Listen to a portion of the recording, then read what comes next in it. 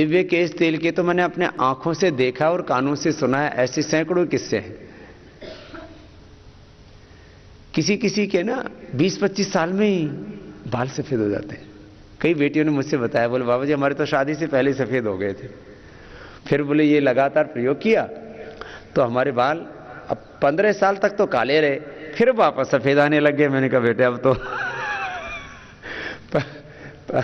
अब 15 साल बाद में, आप 25 साल में मान लीजिए कि सफेद हो गए थे तो वापस काले हो गए। अब 40 साल के बाद में थोड़े थोड़े तो सफेद आएंगे। तो कम उम्र में जो सफेद हो जाते हैं बाल, सच में वो अपना दिव्य केश तेल जो है ना, वो भी बहुत जबरदस्त है। बस उसमें थोड़ी गंध अच्छी नहीं आती है, सामान्य होती है, और थोड़ा सा रेडिश कलर होता है हल्का सा उसका। और बाकी केश कांति तेल तो सभी के लिए अच्छा है ही, उसमें कोई बात ही नहीं है। तो ये बालों के लिए मैंने आपको करीब करीब कंप्लीट बता दिया है। आंखों के लिए आपको मैंने दृष्टि आई ड्रॉप बताया और खाने के लिए चूर्ण बताए। आंखों के लिए ये एक्यूप्रेशर का पॉइंट भी बड़ा जबरदस्त है, पहले दूसरा उंगली के नीचे। भैरत सिंह जी जब उपराष्ट्रपति थे, उन्होंने पतंजलि पीठ का उद्घाटन भी किया और उनके साथ हमारा बड़ा प्रेम था। मैं जाया भी करता था दिल्ली में, उपराष्ट्रपति भवन में भी। उन्होंने उस समय एम्स के डॉक्टर्स को बोला, भाई बाबा जी बता रहे हैं कि भाई इससे आंखें अच्छी होती हैं तो तुम प्रयोग करो। तो एम्स के डॉक्टरों को लगाया, फिर काफ़ी स्कूलों के अलग अलग बच्चों के ऊपर हमने प्रयोग किए, दिल्ली से लेकर के फरीदाबाद तक के, और जो है एम्स के रोगियों के ऊपर। और जिन जिन ने ये एक्यूप्रेशर किया और अनुलोम विलोम प्राणायाम,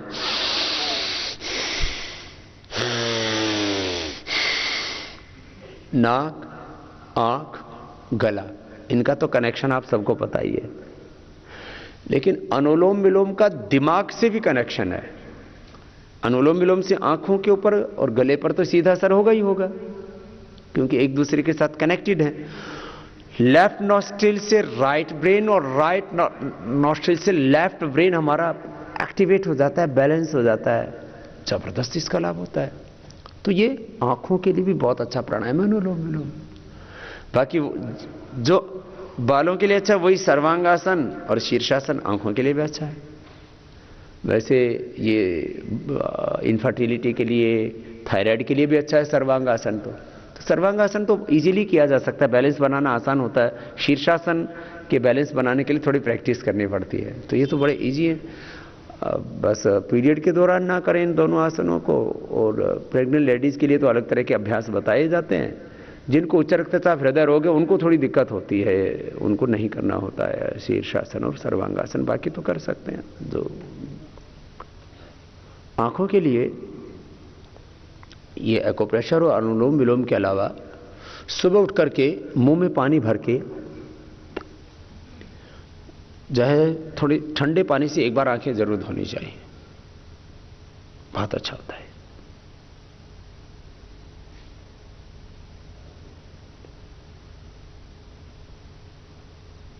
वैसे आरोग्य की दृष्टि से देखें तो हमारे यहाँ नशे के तौर पर अलग अलग प्रकार के औषधीय तेलों से नशे किया जाता था। सबसे अच्छा है गाय का घी और बादाम रोगन, इससे नशे लेना चाहिए। ये नाकों के लिए, आंखों के लिए और बालों के लिए भी अच्छा है। बादाम रोगन से नशे लेना, इससे माइग्रेन पेन भी दूर हो जाता है और आंखों को भी पोषण मिलता है बादाम रोगन का नशे। वैसे कफ नजला बिगड़ता है तो उससे भी बहुतों को बालों की, आंखों की, ये दो समस्याएं बहुत आती हैं। आपने सुना होगा ना रोगियों से कि मेरा तो नजला पुराना था, ये इसका असर बालों पर आ गया, पूरे बाल सफेद हो गए। कफ बढ़ा और बाल सफेद हो गए। अब इसलिए मैं कह रहा हूं कि अब कोई पूछे कि नाक में तेल डालने से बाल कैसे ठीक हो जाएंगे, तो उससे कफ, वात, पित्त और कफ नियंत्रित होता है बादाम रोगन और गाय के घी के नशे से। और ये मैंने अपने आंखों से देखा है सैकड़ों लोगों को कि जिनको पुराना नजला था और उनके बाल 15, 20, 25 साल में पूरे सफेद हो गए नजले से। और नजले से आंखों की रोशनी चली गई। नजले से, आंखों के ऊपर सीधा। मैंने कहा नाक, आंख, गला, इसका तो सीधा संबंध है ही, बालों से भी इसका संबंध है। एक को तो पुराना नजला था तो बालों का ही नहीं, खोपड़ी का भी संबंध है। सबसे ज्यादा तो यही सीरी तो पकड़ता है जब कफ होता है तो, और पित्त भी बढ़ता है तब भी। वात, पित्त और कफ तीनों का असर दिमाग पर आता है। देखो मैं आपको एग्जांपल देता हूं।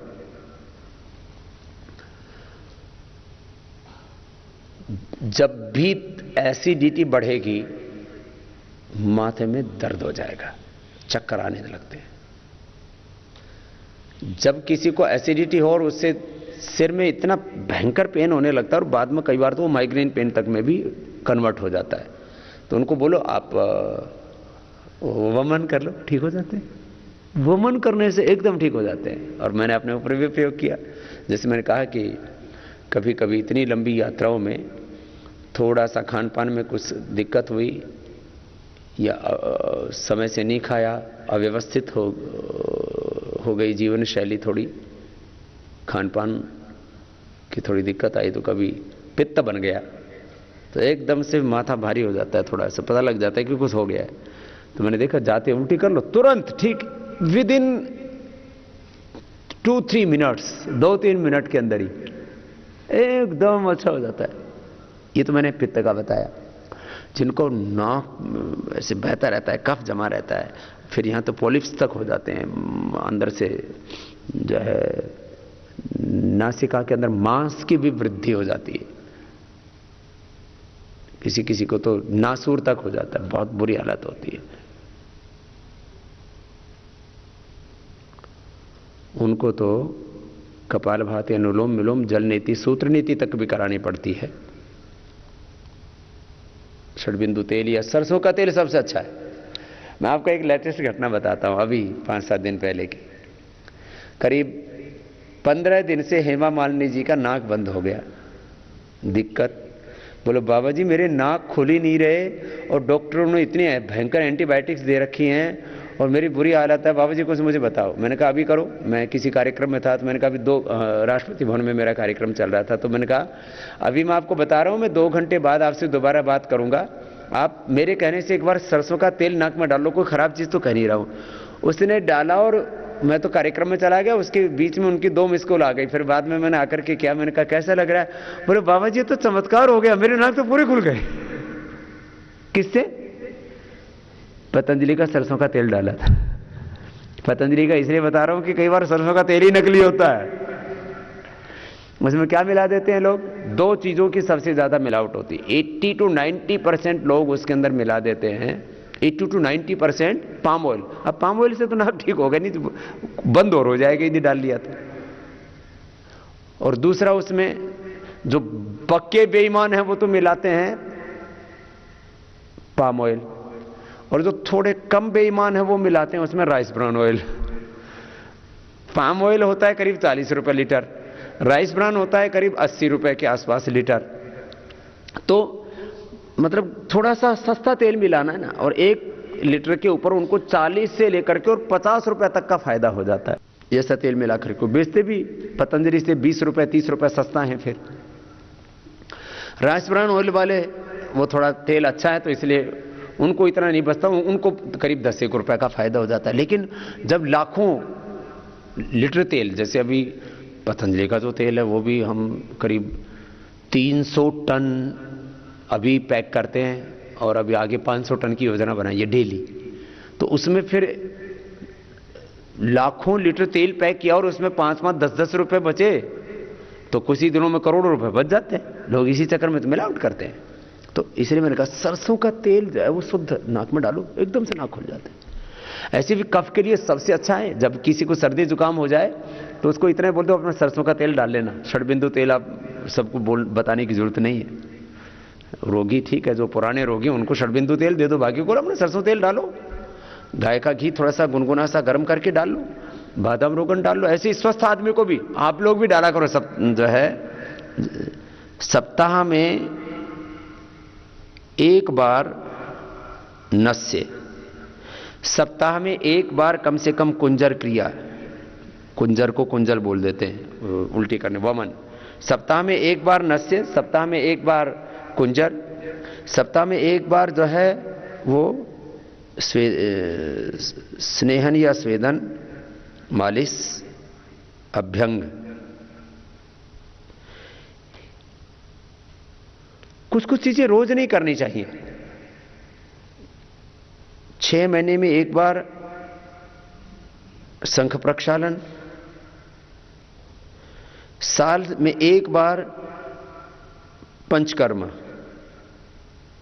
ये जो चिकित्सा लेते हैं वो ना तो बुढ़े होते हैं ना बीमार होते।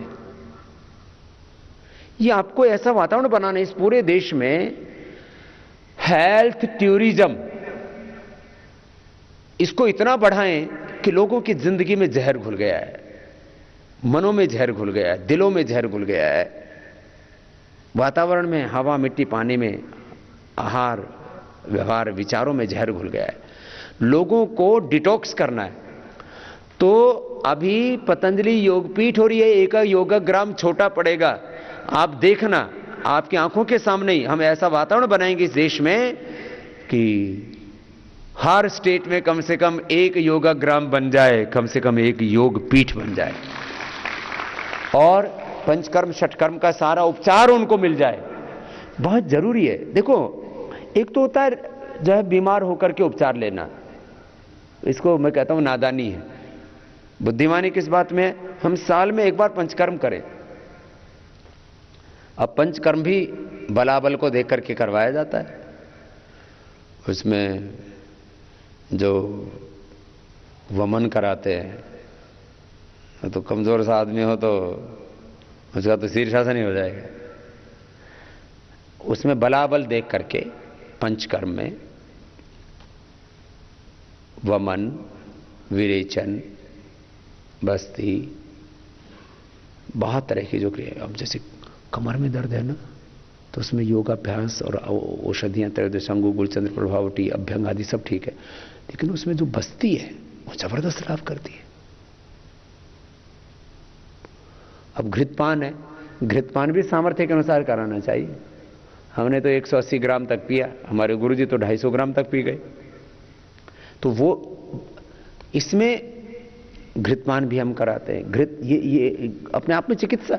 और अब तो पूरी दुनिया में अब नए तरीके से चीजों को सोचा जा रहा है। अब पूरी दुनिया में वापस घी खाना शुरू कर दिया, पूरी दुनिया में अब नारियल तेल खाना शुरू कर दिया, वर्जिन कोकोनट ऑयल। अब कहते हैं आपको बीमारियों से बचना है तो 1 चम्मच वर्जिन कोकोनट ऑयल सुबह सुबह खा लो। मुझे लगता है अभी हिंदुस्तान के नारियल के भी अच्छे दिन आने वाले हैं। नारा दिया गया था राजनीतिक तौर पर, अच्छे दिन लाएंगे। तो मुझसे बोलते हैं लोग, बाबा जी आप भी बताओ कब लाएंगे सरकार वाले अच्छे दिन। मैंने कहा भैया जो योग करेगा और आयुर्वेद की औषधियों का प्रयोग करेगा, सुबह जल्दी उठेगा और पुरुषार्थ करेगा और प्रकृति के साथ सामंजस्य के साथ जिएगा, उसके अच्छे ही दिन आएंगे। अच्छे दिन तो हमें लाने। तो मैं आपसे बोल रहा था कि कुछ चीजें सप्ताह में एक बार, कुछ 6 महीने में, कुछ साल में एक बार करनी चाहिए। कुछ चीजें रोज करनी होती है, जैसे योगाभ्यास रोज करने का है।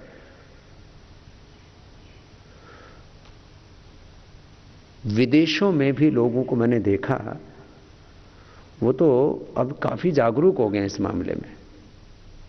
और वैसे भी बहुत मीट आदि और शराब आदि वो लोग पीते हैं ना, तो कहते हैं बॉडी को डिटॉक्स करना बहुत जरूरी है। तो वहां तो डिटॉक्स सेंटर बहुत बड़े पैमाने पर खुल रहे हैं। अभी भारत में एलोपैथी का भविष्य नहीं है। और आप देखना शायद वो दिन भी जल्दी आ जाए हिंदुस्तान में जब लोग एमबीबीएस बनने के बजाय बीएमएस बनने के लिए ज्यादा लाइन में लगे। और आपने देखा इन पिछले 25 सालों में हमने कितना परिवर्तन किया है। एक समय वो भी था जब एमबीबीएस बनने में गौरव समझते थे और उसके लिए 2-2 करोड़ रुपए, 50 लाख रुपए से लेकर के 1-2 करोड़ रुपए एमबीबीएस बनने के लिए डोनेशन, फिर ऊपर से जो खर्चा वो अलग है। और फिर जब एमबीबीएस डॉक्टर्स को जो एमडी कराते हैं उसमें तो अभी भी 1-2 करोड़ रुपए डोनेशन के नाम पर लेते हैं। अभी भी। हमने भी आपका बीएमएस और जो एमडी कर रहे हैं उनके लिए अभी भी अपने पास में काफ़ी सीटें हो गई हैं। 100 सीटें तो बीएमएस की हो गई हैं और काफ़ी सीटें एमडी की भी हो गई, तो जिनको और करना हो तो उनके लिए भी हमारे पास तो पूरे विकल्प खुले हुए हैं। तो मैं कह रहा था, ये इसकी खाली करियर की दृष्टि से बात नहीं है, ये कोई बिजनेस का प्रश्न नहीं है, ये व्यापार का प्रश्न नहीं है, कमाई का प्रश्न नहीं है, लोगों की भलाई का प्रश्न है। कहा ना, हमारे लिए अर्थ नहीं परमार्थ, व्यापार नहीं उपकार, कमाई नहीं भलाई,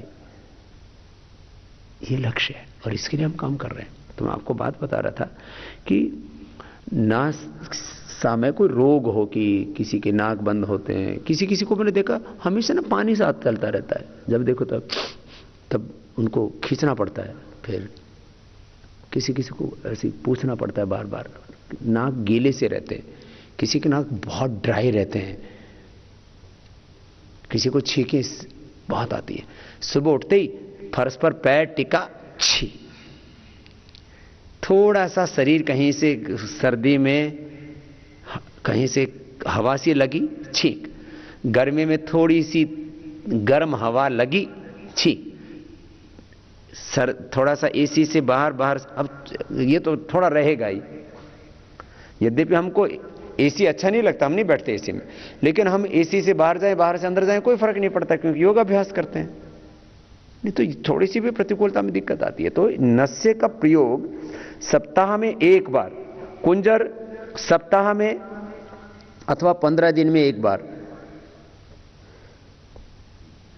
मसाज पहले स्नान करने से पहले सभी लोग मालिश किया करते थे, अभी हमने एक तेजस तैलम बना रखा है मसाज के लिए, बहुत अच्छा तेल है वो। खाने में तो तेलों के लिए बात होने लगी है कि अलग अलग होने चाहिए, मसाज में भी अलग अलग तेलों से मालिश करनी चाहिए। सबसे अच्छा तेल होता है तिल का तेल। तेल जो शब्द बना है, जो तिलों में होता है उसको तेल बोलते हैं, तिल से ही जो है तैल शब्द बनता है, तैलम। तो तिल सबसे श्रेष्ठ है, खाने में भी और लगाने में भी। साउथ इंडिया में तो तिल तेल बहुत खाते हैं, ये नॉर्थ इंडिया वाला खाने भूल गए थे, अब इनको भी सिखाएंगे। तिल का तेल खाना चाहिए, सनफ्लावर का तेल खाना चाहिए, सोयाबीन का तेल खाना चाहिए, सरसों का तेल खाना चाहिए, राइस ब्रांड ऑयल तो सबसे अच्छा होता है, उसको सबसे ज्यादा खाना चाहिए। नारियल का तेल भी खाना चाहिए, और नारियल के तेल में, और ये एक होता है सिंगल प्रेस, उसको वर्जिन बोलते हैं, सिंगल और डबल प्रेस तक वर्जिन क्वालिटी में आ जाता है। फिर उसको सोलवेंट एक्सट्रैक्शन, वो फिर अच्छा नहीं माना जाता। अब जैसे नारियल का वो खोपरा लिया और उसको 1 या 2 बार तक दबा के निकाल दिया, तो वो सिंगल प्रेस या डबल प्रेस वो जो है वो वर्जिन क्वालिटी का होता है। ऐसे मूंगफली का, फिर उसके बाद में रिफाइंड शुरू हो जाता है। तो रिफाइंड में भी हमने, एक तो है केमिकल वाला और एक है फिजिकल। तो हमने अभी वर्जिन क्वालिटी का तेल, कच्ची घानी का तेल, फिजिकल रिफाइंड, और लास्ट ऑप्शन हमने कहा कि जब ये वो आप केमिकल रिफाइंड वाले पर जाएं, क्योंकि केमिकल रिफाइंड ऑयल सेहतमंद नहीं होता है। और सबसे अच्छा तेल तो मैंने बताया, ये सब इनको प्रयोग करो। तिल के तेल का तो जो है लोग मालिश, पहले तो हर घर में तिल का तेल होता था, अभी हम लॉन्च कर रहे हैं इसको, वापस लेके आ रहे हैं। ये चीजें भूल गए थे। मैंने इसलिए कहा कि जो हमारी आयुष चिकित्सा है, योग, आयुर्वेद, प्राकृतिक चिकित्सा, सिद्धा, यूनानी, ये सब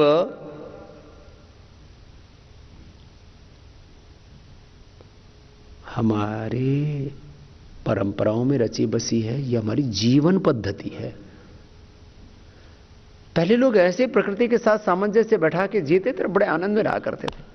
मैं सोचता हूं, देखो 2 तरह की जिंदगी है। एक किसान है जो सुबह उठता है, खेत में जाता है, फसलों को देखता है, हरियाली के बीच रहता है, फिर वो अपने खेत से गाजर मूली लेकर के आता है, पालक लेकर के आता है, बथुआ लेकर के आता है, अलग अलग तरह की साग सब्जियां, अलग अलग तरह की अनाज, अलग अलग तरह की दालें बोता है, और उसको बोता भी है, खाता भी है, और दिन में आनंद से रहता है।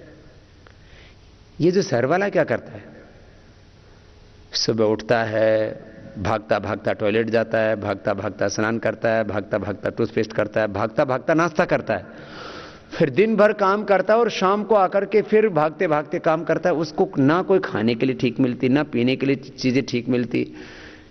वो जिंदगी किसके लिए जी रहा है? खाली भागम भाग भागम भाग।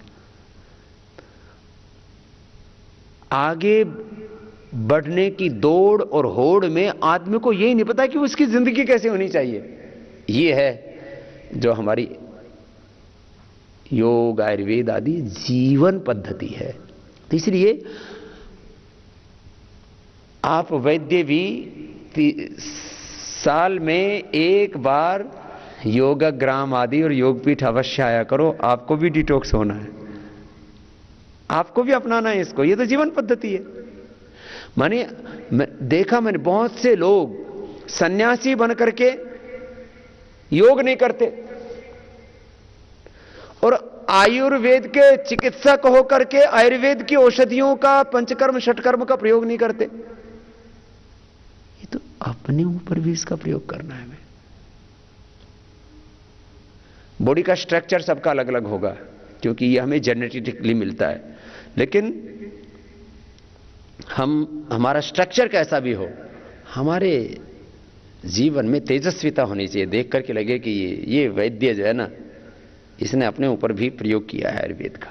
उसके जीवन से दिखना चाहिए, व्यक्तित्व में झलकना चाहिए आयुर्वेद। तो मैं कह रहा था कुछ चीज़ों का प्रयोग ऐसे करते रहना चाहिए। और जैसे त्रिफला है, 7 दिन में 15 दिन में एक बार स्वस्थ आदमी को भी ले लेना चाहिए। मैं तो कहता हूं वैद्य को किसी भी प्रकार की औषधि दे रहा है, मधुमेह की औषधि, उच्च रक्तचाप की, कोलेस्ट्रॉल की, लीवर की, किडनी की, स्किन की, जोड़ों के दर्द की, बालों की, आंखों की, कोई भी औषधि दे रहा है, रोगी को औषध कब लाभ करेगी? जब उसका पेट ठीक होगा। व्यक्ति का पेट अर्थात पाचन तंत्र, आयुर्वेद की चिकित्सा को क्या कहा जाता है? काय चिकित्सा। काय चिकित्सा क्या मतलब? अग्नि चिकित्सा। अग्नि चिकित्सा मतलब क्या? पंचधात्वाग्नि, सप्तभूताग्नि, जठराग्नि, ये चिकित्सा। और ये कब होगी? जब तक पेट ठीक नहीं होगा, कॉन्स्टिपेशन रहेगा, तब तक हमारी काय चिकित्सा, अग्नि चिकित्सा व्यर्थ हो जाएगी। इसलिए जो अच्छे वैद्य हैं वो सप्ताह में एक बार कम से कम त्रिफला, और जिनका पेट खराब रहता है, माने यदि किसी का पेट खराब रहता है तो उसको सब औषधियों के साथ त्रिफला जरूर दे दो। अब तो त्रिफले पर पूरी दुनिया में बहुत रिसर्च होने लग गए हैं। आप देखना कुछ दिनों में, और ये त्रिफला भी कई तरह से बनाया जाता है और अलग अलग ऋतुओं में अलग अलग तरह से खाया जाता है। आयुर्वेद में तो त्रिफले का बहुत विधान है, 365 दिन खाने का विधान है। लेकिन रोगी को ये देखें कि उसका यदि पेट, पाचन तंत्र गड़बड़ है, आजकल तो ज्यादातर लोगों का पाचन तंत्र गड़बड़ है, किसी को गैस, किसी को एसिडिटी, किसी को कॉन्स्टिपेशन, किसी को कोलाइटिस, कोई ना कोई प्रॉब्लम है। यदि किसी को पहले से ही 10 साल पहले ही लगते हैं ज्यादा कोलाइटिस की, संग्रहणी की प्रॉब्लम है, तो फिर त्रिफला नहीं देना चाहिए। फिर क्या देना चाहिए उसको? बेल। यदि किसी को संग्रहणी है तो बेल और अनार, या ज्यादा है तो गंगाधर और बिल्वादी चूर्ण। अच्छा, गंगाधर बिल्वादी में ना ये शंख कवर्तक मुक्ता शुक्ति, ये तीनों मिला देते हैं 10-10 ग्राम। बिल्वादी और गंगाधर मान लीजिए 50-50 ग्राम लिया, ये 100 ग्राम चूर्ण हो गया। या जैसे किसी की बहुत ही कोमल प्रकृति है तो 100-100 ग्राम गंगाधर बिल्वादी चूर्ण लिया और इसमें 10-10 ग्राम शंख भस्म, कपर्दक भस्म, मुक्ता शुक्ति भस्म मिला दिया, तो ग्रहण के लिए बहुत अच्छा होता है। तो पेट ठीक होना एक बहुत जरूरी है। दूसरा, रोगी का आहार ठीक होना बहुत जरूरी है। बिना औषधि ही व्याधि पथ्यादेव निवर्तते न तो पथ्य विहीन से भेषजानाम शतहिरपि। तो रोगी का पेट ठीक होना बहुत जरूरी है, आहार ठीक होना बहुत जरूरी है, और उस रोगी का व्यवहार और विचार ठीक होना बहुत जरूरी है। तो इसलिए रोगी के साथ उसके घर वाले बहुत अच्छे से व्यवहार करें और वो रोज प्राणायाम ध्यान करे तो उसका विचार और व्यवहार अपने आप ही अच्छा हो जाएगा, तब रोगी पूरा ठीक होगा। कभी भी केवल औषधि से, किसी भी दवाई से, चाहे एलोपैथी की हो, होम्योपैथी की हो, आयुर्वेद की हो, किसी भी केवल औषधि से किसी रोगी को अच्छा नहीं किया जा सकता। इसलिए आयुर्वेद की परंपरा में जो स्वस्थ वृत्त में जो जीवन शैली के बारे में लिखा हुआ है वो तो अपनाना ही पड़ेगा। इसलिए यदि मैं बड़े परिप्रेक्ष्य में कहूं तो आयुर्वेद में योग समाहित है, प्राकृतिक चिकित्सा समाहित है, उसके अंदर पूरा फूड साइंस, डाइटिंग और सारी चीजें समाहित है। पूरा आयुर्वेद के पूरा चरक सुश्रुतादि संहिताओं को पढ़ो। चरक संहिता में तो माने शरीर से लेकर के आत्मा तक